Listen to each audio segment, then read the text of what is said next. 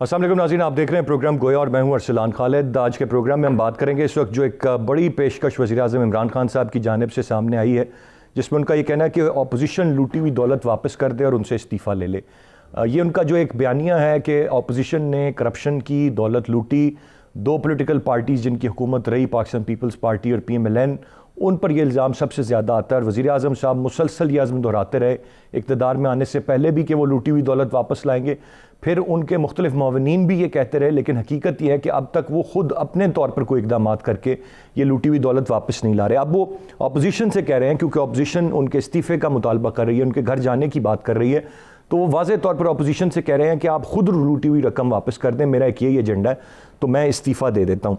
मैं चाहूँगा कि ये बड़ा इंपॉर्टेंट है जो आज का उनका स्टेटमेंट है, और इसमें दो तीन और चीज़ें हैं जिनमें बिलखुसूस उन्होंने जो वफाकी वज़रा है उनको जो प्रोटोकॉल और सिक्योरिटी के नाम पर जो कुछ मिला हुआ है उसकी तफसीलात तलब की, और उसकी वजह बनी है कल एक पेश आने वाला बहुत अहम वाक़या जो कश्मीर श्रीनगर हाईवे पर पेश आया G11 के सिग्नल पर, जहाँ पर कशमाला तारिक साहिबा, उनके हस्बैंड, उनके साहबजादे, उनका एक कॉन्वॉय था जिसने कुछ गाड़ियों को, एक मोटरसाइकिल को हिट किया और मुख्तलिफ लोगों की जान वहाँ पर गई। उसके बाद कशमाला तारिक के जो हस्बैंड हैं वो ज़ेर हिरासत हैं, लेकिन मज़ीद इस पर तफसीली रिपोर्ट वज़ीर-ए-आज़म साहब ने तलब की है। तो ये एक सारा मामला है, मैं चाहूँगा कि इस पर हम बात करें, लेकिन इसके साथ साथ जो इम्पोर्टेंट एक कल का मामला था जहाँ पर वज़ीर-ए-आज़म इमरान खान साहब ने आवाम से बात करने, उनको टेलीफ़ोन करने की और अपने बातें शेयर करने की एक पेशकश की थी, जिस पर हमने देखा कि बड़ी एडिटिंग के बाद एक पूरा रिकॉर्डेड सेशन कल नशर किया गया। कॉल्स करने का वक्त कुछ और था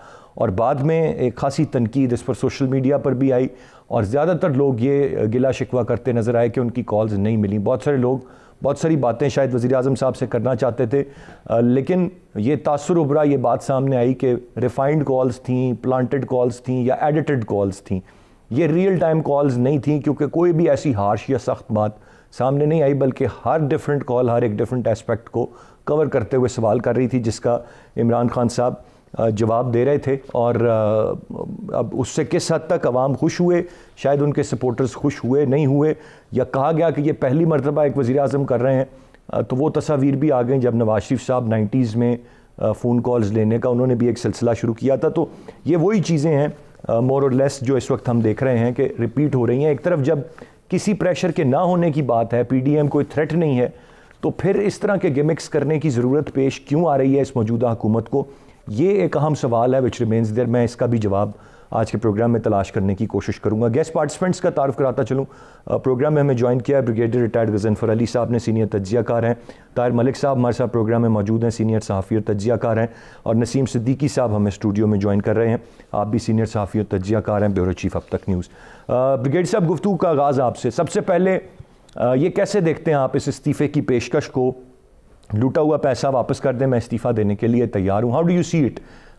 ये क्या है मामला? ये वही एक जो पूरा का पूरा एक मामला कि जी बस लूटा हुआ पैसा वापस रिकवर करना है, अब खुद नहीं कर पाए, अपने लोग नहीं कर पाए, अब अपोजिशन को पेशकश दे रहे हैं, और there is more to it जो आप देखते हैं?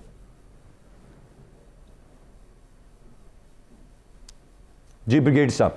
लेकिन मोर टू इट जो है पाकिस्तान गवर्नमेंट के कंट्रोल में नहीं, पाकिस्तान गवर्नमेंट के इख्तियार में नहीं। ये एक बहुत बड़ी बात है। अगर आप इसको थ्योरेटिकली या एक वो कहते हैं ना, किसी भी बाइसेस को हटा के, पॉलिटिकल बाइसेस को हटा के, पॉलिटिकल अपोजिशन को हटा के, अगर एक अक्रॉस द टेबल आप इस चीज को देखें तो ये बहुत बड़ी बात है कि जी आप पैसा वापस कर दें, मैं इस्तीफा दे देता हूँ।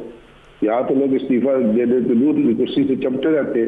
इवन जनरल परवेज मुशर्रफ साहब भी चाहते थे कि वो लाइफ टाइम प्रेसिडेंट रहे, तो इसलिए वो उन्होंने एनआरओ दिया और मुल्क को तबाह बर्बाद किया। तो ये है, बात तो बहुत बड़ी है, लेकिन मुसीबत ये है कि जैसे आपने कहा कि ये पैसा वापस नहीं आया।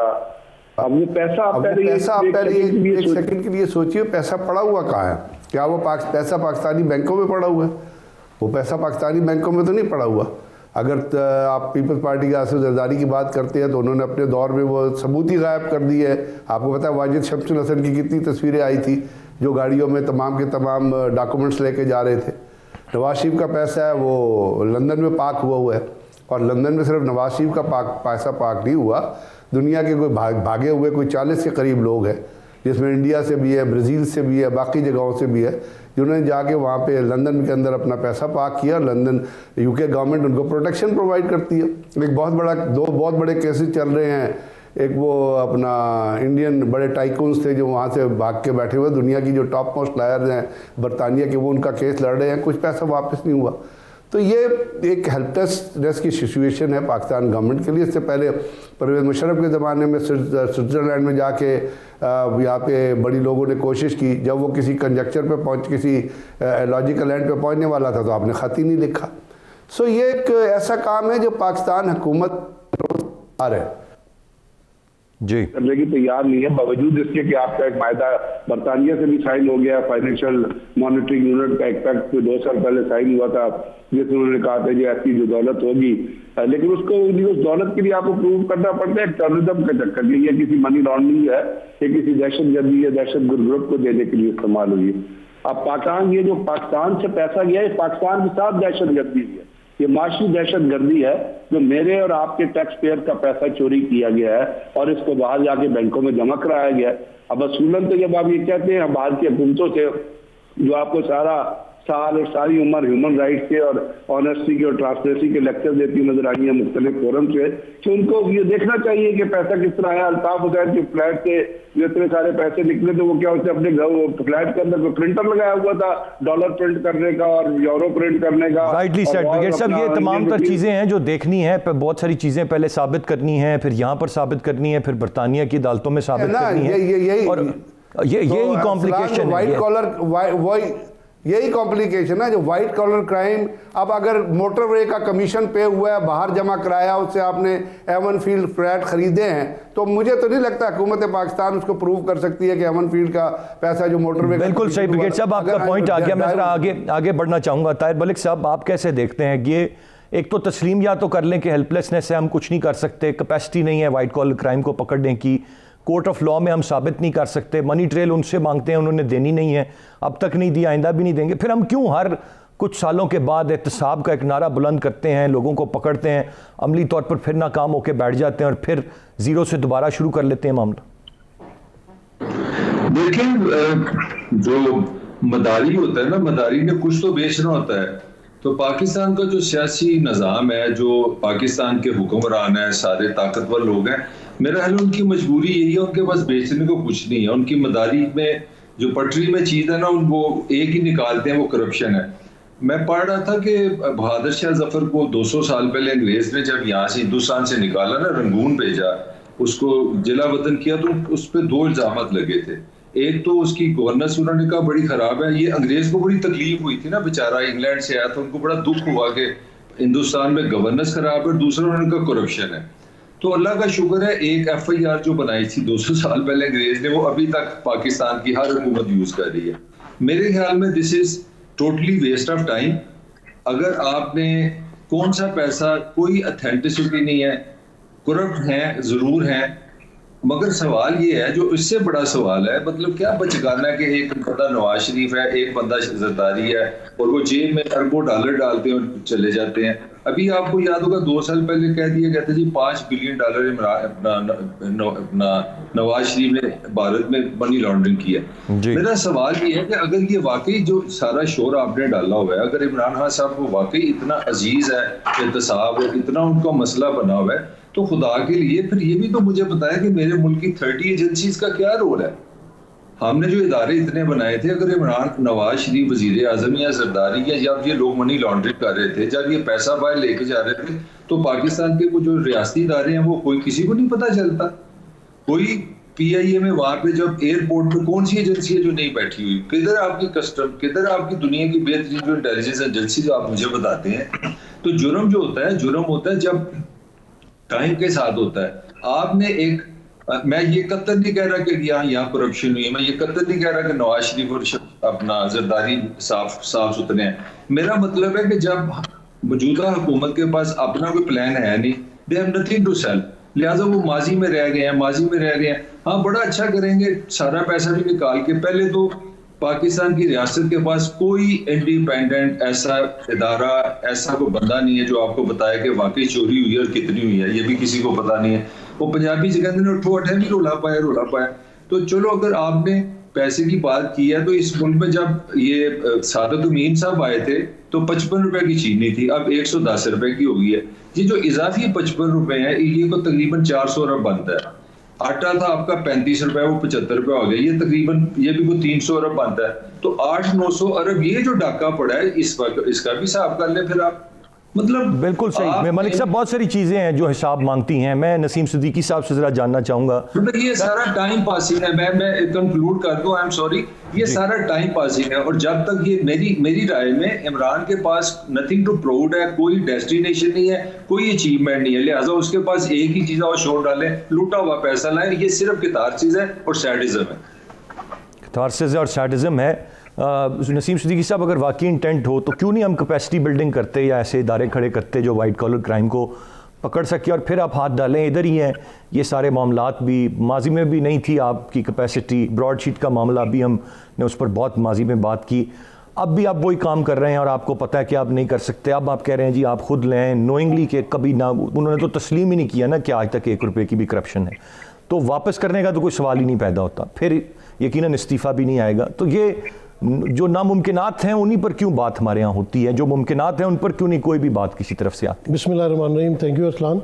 आप ये देखें, असल में मिनासिल कौम जो है ना, हमें इन चीज़ों की आदत पड़ गई हुई है, आंखें बंद करने की। जैसे बिल्ली को देख के कबूतर आंखें बंद कर लेता और हम कहते हैं सब ठीक है। सब ठीक नहीं है। अभी अगर पीटीआई की गवर्नमेंट आई है, इमरान काम कर रहा है, उसे 2.5 साल हुए हैं, ठीक है। जिस मुल्क का बेड़ा गर्क 70 सालों में किया गया, हम एक्सपेक्ट कर रहे हैं कि वो कोई जादू की छड़ी दिखाए और जनाब तमाम मामला ठीक हो जाए। वो ये करप्शन की बात करता है, आप सबको पता है करप्शन की है, मुझे भी पता है, ताहिर साहब को भी पता है, ब्रिगेडियर साहब को भी पता है कि करप्शन हुई है, अरबों की करप्शन हुई है। लेकिन हम लोग उनकी करप्शन पे पर्दा डालना चाहते हैं, इमरान को फेल करना चाहते हैं। एक बंदा अगर नेक नियति नहीं, वो खुद कामयाब होना चाहते हैं। वो अगर एक नेक नियति लेके आया है, आप सुप्रीम कोर्ट को माने ना, आपने तो अपने इदारों को मानना छोड़ दिए। आपको जब मर्जी का फैसला आ जाता है तो आप अपने इदारों को मानते हैं। मैं तो तमाम इदारों को मानता हूँ कि अगर सुप्रीम कोर्ट मेरे खिलाफ भी कोई देगा तो मैं उसे मानूंगा। ये नहीं कि वहाँ से कोई सर, आज हमने देखिए, हमने माना, मैंने कोई तस्करा भी नहीं किया। हमारी मोहतरम, एक बात है सर, एक मोहतरम अदालत उज़्मा है हमारी, उसने आज मना कर दिया BRT तस्लीम किया, कोई बात नहीं, हम कर रहे हैं, अच्छी बात है। अगर उसने सादिक और अमीन कहा है तो ठीक है, एक बंदा फिर सादिक अमीन है, नहीं तो उससे फिर बड़ी किसी कोर्ट में आप चले जाए। आप अपने इदारों को ही नहीं मानते। हमारे मुल्क में आप देखें कि सारी उंगलियां इदारों की तरफ उठ रही होती हैं और ये इदारे तबाह किए गए हैं। वाइट कॉलर क्राइम मुश्किल होता है। मैंने लंदन में रहते हुए जब मैं एक्सप्रेस की तरफ से काम कर रहा था, मैंने अल्ताफ़ हुसैन का money laundering case total follow किया था। वहाँ पे वो नहीं प्रूफ कर सके, प्रोसिक्यूशन ने कहा कि ये केस आगे नहीं जा सकता। जब ऐसे बड़े मुल्क में ये काम हो सकता है तो यहाँ पे आप ये नहीं कह सकते कि हमारे इदारे नाकाम है। एंटी करप्शन ने कितने केसेस सॉल्व किए हैं, जो सॉल्व किए आप उनको केसेस की बातें करें। जो FIA है, कितने कितने चीज़ें वो पकड़ता है। उसके अलावा आप देखें कि नैब ने भी अरबों के हिसाब से रिकवरीज की हैं। लेकिन हमारे यहाँ पे जो माफियाज बने हुए हैं, आप देखें वो जिन्होंने सियासत की है, मुल्क में हुक्मरानी की है 35-35 साल, उन्होंने उनके लोग इदारों में काम कर रहे हैं। तभी तो इदारा आपका तबाह है। किस तरह काम करेंगे आप? कभी कोर्ट में कवरेज के लिए जाएं, मैं जाता हूं वहाँ पे, आप देखें कि जब वहाँ लोग पेश होते हैं, प्रोसिक्यूशन की नैब की तरफ से हो या FIA की तरफ से हो, कभी कोई कागज़ गायब होता है, कभी कोई फ़ोटो कॉपी नहीं होती। तो ये इतनी मिली भगत है, कभी वकील नहीं पेश हो रहा। जनाब आज वो सुप्रीम कोर्ट में हाजिर है या वो कराची गए हुए हैं और इस्तिस्ना दे दें, जरदारी साहब की तबीयत ख़राब है, वो आ नहीं सकते, बेटी की शादी पे, वलीमे पे, सब पे माशाल्लाह वो सूट पहन के सबके सामने आ सकते हैं। आना भी चाहिए, उनकी बेटी की शादी थी, अल्लाह ताला मुबारक करे। लेकिन बात है कि जब अदालत आना है तो आप व्हील चेयर पर बैठ के आ रहे हैं। तो जो पाकिस्तान की नेगेटिविटीज़ है, बुरी चीज़ें हैं, हम सबको मिलकर उसको एड्रेस करना चाहिए। अगर एक इमरान खान ने नारा लगाया तो सब मिलके उसके साथ चले। हम उसी को नाकाम करने पे तुले हुए तो किसी ने क्या खाक काम करना है। बिल्कुल जी, एक आपका अपना नुक्ता नज़र है, हम साथ चलें, हम तो साथ चलने के लिए तैयार हैं। अब ये कदम भी तो बढ़ाएं, हमने तो उनकी क़यादत में चलना है। वो खड़े होकर नारे ही लगाए जा रहे हैं, आगे बढ़ ही नहीं रहे, तो हम क्या कर सकते हैं उसमें? एक ब्रेक की जाने में बढ़ूंगा। बहुत सारे मामलात हैं, डेवलपमेंट्स आज की बहुत सारी हैं, वक्त की कमी के बायस हम जो कुछ टच कर सकते हैं ज़रूर करेंगे आज के प्रोग्राम में। एक ब्रेक के बाद साथ रहिए।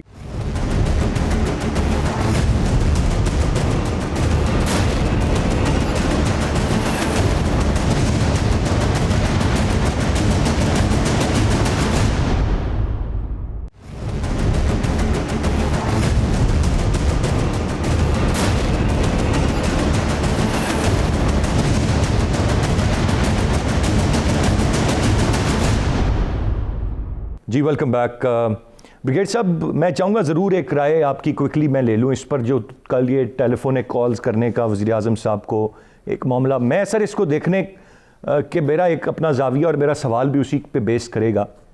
बज़ाहिर अपोजिशन इस वक्त थ्रेट नहीं रही, वो प्रेशर नहीं माउंट कर सके, ये हम सब जानते हैं और उस तरह से कर भी नहीं सकेंगे।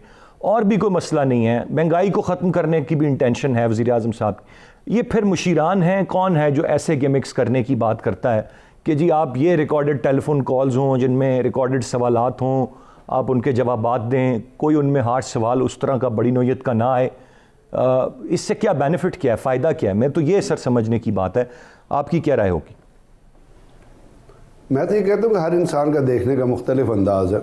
आपका एक अंदाज़ होगा, उनके ओपोनेंट का एक अंदाज़ होगा, उनकी पार्टी के अंदर लोगों का एक अंदाज़ होगा। जब आप खुद कहते हैं कि कोई प्रेशर नहीं है तो फिर ये जिमिक तो नहीं हो सकता, नहीं एक एफर्ट हो सकती है। जब प्रेशर नहीं है, आपने खुद कहा प्रेशर नहीं है, तो फिर ये जिमिक नहीं हो सकती, फिर ये एक एफर्ट हो सकती है। Effort can be in positive direction भी है, effort can be in cover up direction also. एक कोशिश तो है। अब कोशिश के अंदर जो सवालात हैं अगर वो डॉक्टरेट किए हुए हैं, चेंज किए गए हैं, तो एक असूलन फिर हम यही कहेंगे कि वो नहीं होने चाहिए थे। एक रियल टाइम कॉल अप होनी चाहिए थी। प्राइम मिनिस्टर दुनिया में बहुत सारे मुल्कों के करते हैं, तो आप भी ये करें, लोगों के मसले सुने।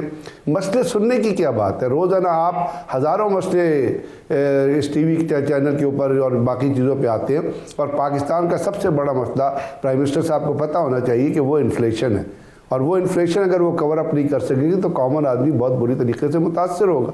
तो आपको सारी एफर्ट अपनी ओरिएंटेट करनी चाहिए कॉलेज। अभी वो कल कॉलेज सुनने के बगैर उस चीज़ की तरफ जहाँ पे वो चीज़ें होती हैं, अभी कोई उनको नहीं बताता कि जो वज़ीर आज़म का जो पोर्टल है, मैं आपके चैनल के तवस्सुत से कहता हूँ अगर उन तक पहुँच सके, उसके ऊपर शिकायत आप रिकॉर्ड कर सकते हैं। एक दफ़ा उस डिपार्टमेंट का फ़ोन भी आ जाता है, जिससे मैंने पर्सनल भी एक्सपीरियंस किया कि मेरे अंदर PTCL की एक प्रॉब्लम थी मेरे घर के अंदर, एक फ़ोन आया उसके बाद वो गायब हो गए।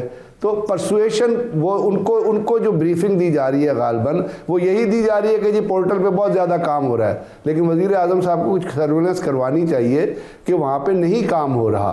तो अब ये चीज़ें हैं, वज़ीर आज़म साहब की कोशिश है, और मैं इसको जिमिक के तौर पर नहीं देता, मैं इसको एक एफर्ट के तौर पर देता हूँ। चाहे कॉल्स पहले रिकॉर्ड करना भी ज़रूरी होता है, लेकिन उसमें नेगेटिव कॉल भी होनी चाहिए, क्रिटिसिज्म की भी कॉल होनी चाहिए। रिकॉर्ड करना इस चीज़ भी ज़रूरी होता है मेरी नज़र में कि हमारे यहाँ बहुत सारे लोग ऐसे हैं जो मैं सबको नहीं कह रहा, इस बात से जरूर इत्तेफाक करूंगा, आप जिस चीज़ की तरफ इशारा कर रहे हैं, अगर इस किस्म की कोई चीज़ नशर हो तो वो भी पैमरा के रूल के और वैसे भी तहजीब के खिलाफ है। वो आपकी बात बिल्कुल दुरुस्त है, ओपोनेंट्स हैं, वो एक रियलिटी है। अगर आज हुई है तो आइंदा भी होनी चाहिए। बिल्कुल सर, राइटली सेड। मैं मलिक साहब एक जुमला तो ज़रूर आप कहिए, मैं आपकी राय जानना चाहूँगा इस कल कॉल करने के सेशन के हवाले से, लेकिन उसके साथ साथ ज़रूर रोशनी डालिए जो वाक़या आपने देखा इस्लामाबाद में कल पेश आया, और जिस तरह से यहाँ प्रोटोकॉल्स, और ये आज वज़ीर आज़म साहब कह रहे हैं जी कि हक़ूक़ कशमाला साहिबा का जो भी मामला है, लेकिन वो आज पूछ रहे हैं कि वज़रा के पास क्या प्रोटोकॉल है और क्या नहीं है। प्रोटोकॉल सब के पास वैसा और उतना ही है मोर और लेस जितना माजी की हुकूमतों में था। ये फिर आज इस वाक़े के बाद क्यों ख्याल आ रहा है सर?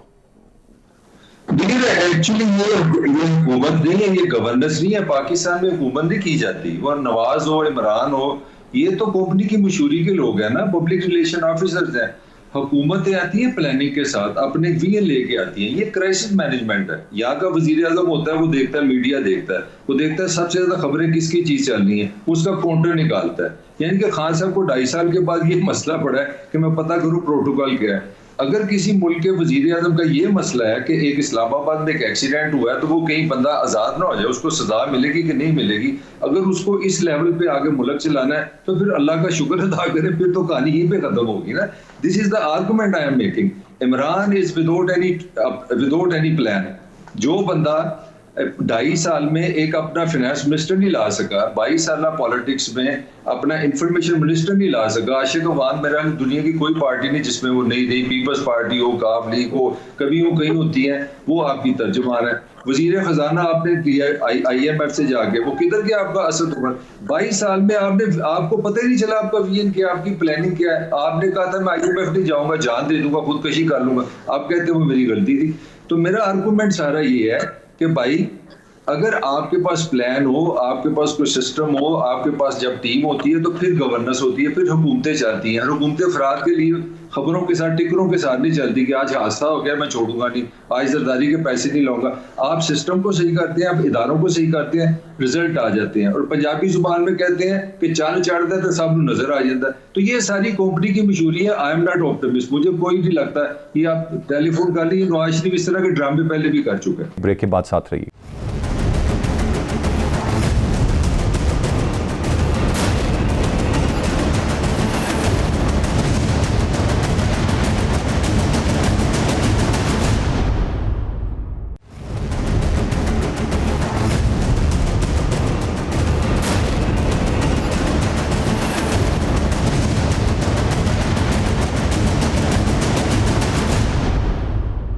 जी वेलकम बैक।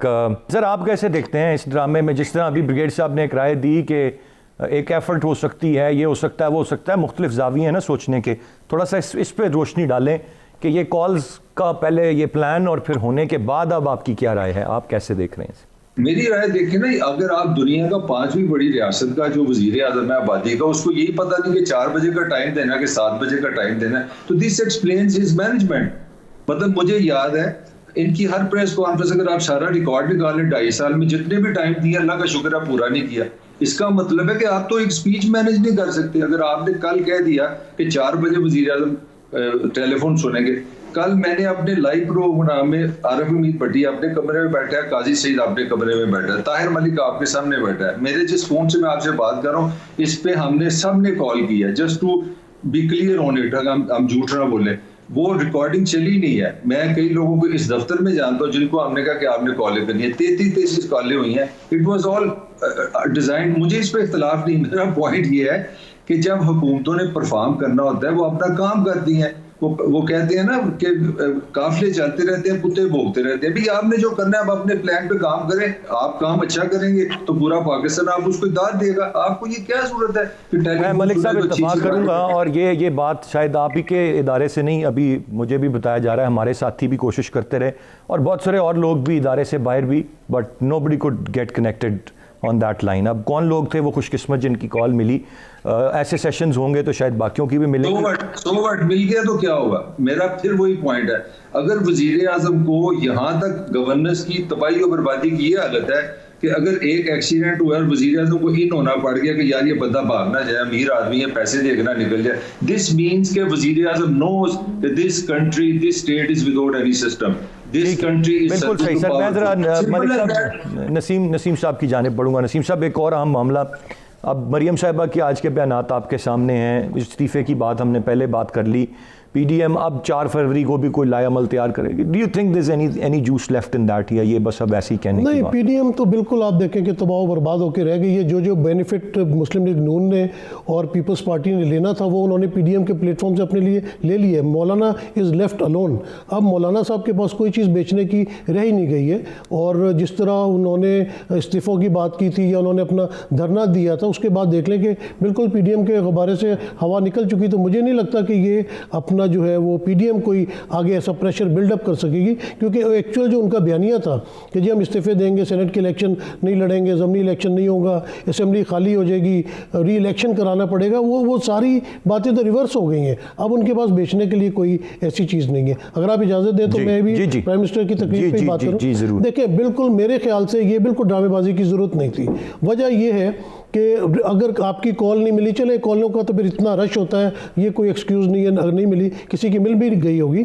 लेकिन बात यह कि क्या इस मुल्क के मसाइल जो है वो आपको टेलीफोन पे कोई टेलीफोन करेगा तो आपको पता चलेंगे? आपको नहीं पता कि इस मुल्क के मसाइल क्या हैं।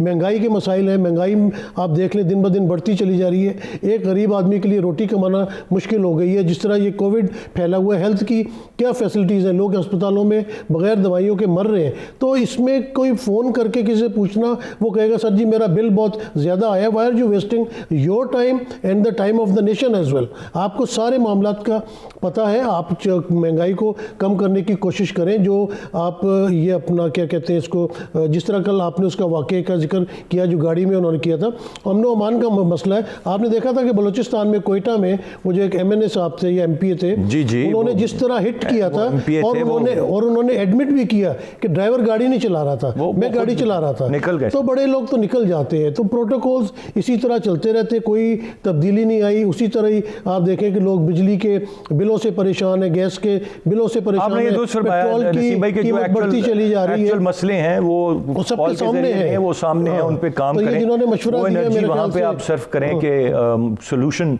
लेके आएँ। और वो आपको पता है 22 करोड़ अवाम के ही मसले हैं और आप सबकी कॉल नहीं सुन सकते, चाहे महीना भी लगे रहे, लेकिन ओवरऑल मसलों को अगर हल करें तो बेहतरी ज़रूर आएगी। बहुत शुक्रिया तीनों रिस्पेक्टेबल गेस्ट का। आज के प्रोग्राम से इतने ही। अरसलान खालिद को इजाज़त दीजिए, अल्लाह ने के बाद।